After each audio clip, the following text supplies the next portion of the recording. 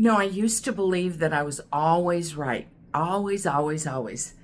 And I think part of that came from my mom.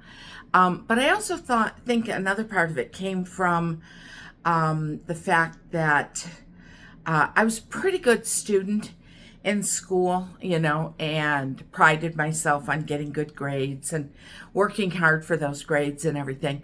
So I grew up thinking, I was kind of always right, and um, I went through life. Sometimes my mom would do this, and it would just irritate the heck out of me, where she would kind of like try to ask questions in such a way that she would like twist them into admitting that they were wrong. And I kind of did that, and it almost never worked. I mean, people don't want to admit that they're wrong, unless they're like having a come to Jesus kind of moment or something like that. But at any rate, that was me, I copped to it. But I think it was when I was maybe 41 or 42.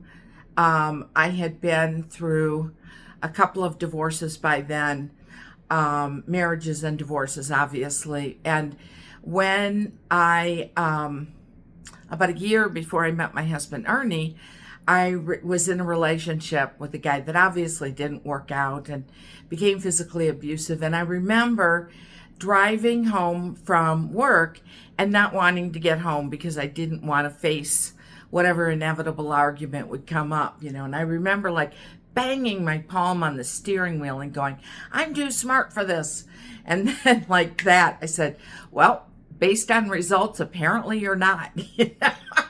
And I think I was maybe 38, 37, 38 when that happened, because I met Ernie at age 39.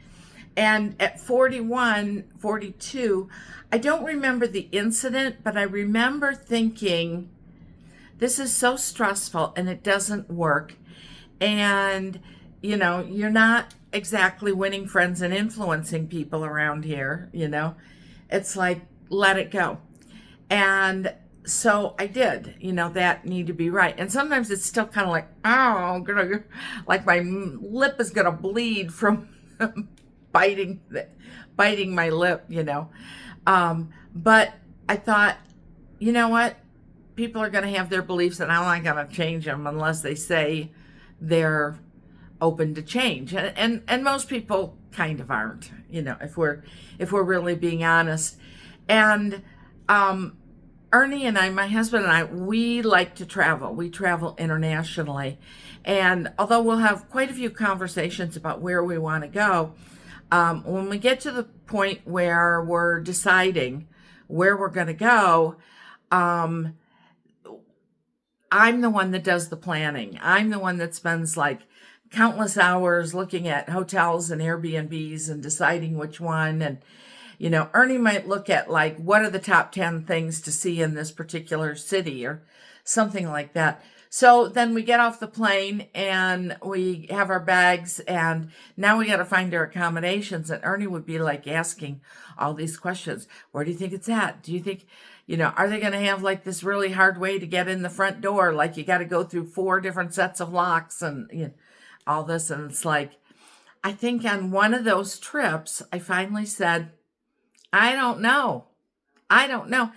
And when I finally was able to not just think I was always right, but be able to admit that I don't know, it was just so much weight off of my shoulders. It was like such a stress relief, to not try to like hold the entire world in my hands and act as if I know everything about everything, And he still sometimes will ask me questions about something that I've never experienced before, like something about, let's say, a restaurant we're going to go to or something like that, And maybe I read a review about it, or I had someone I talked to who told me it was really great or whatever. But other than that, I don't know, you know. And he's like, well, I wonder if they have apple pie for dessert, you know, some question like that. And I used to say, well, the menu's like this, so they probably do, blah, blah, blah, you know. And then it was like I always had like this weight on my shoulder.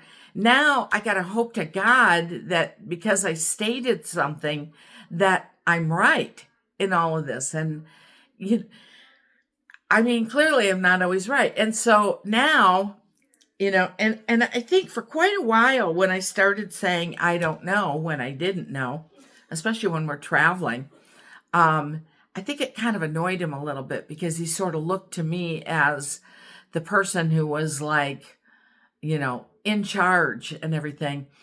And I would say, I don't know. Now, when I say I don't know, he's like, yeah, that makes sense. You know, like, yeah, you know, it makes sense that you would know because it's something that you've never experienced before.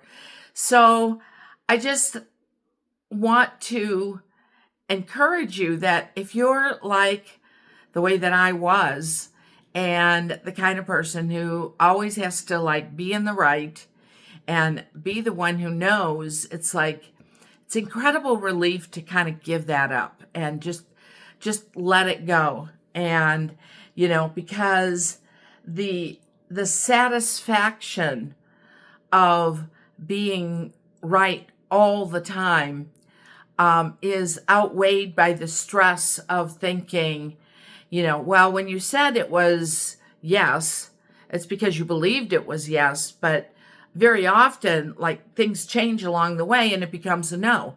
And you didn't know things switched and it became a no, right?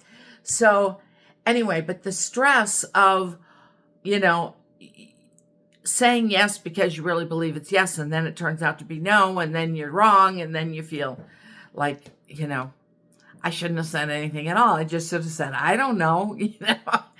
And I think as you get older and more mature, it's like it doesn't matter as much. It's not quite so important. So anyway, yeah, it's just really unnecessary to try to be right all the time and to try to answer every single question, you know, and know all the answers. So anyway, I hope that's helpful and helps you kind of de-stress and feel better about who you are and how you relate to yourself mostly, but also how you relate to others. So thank you.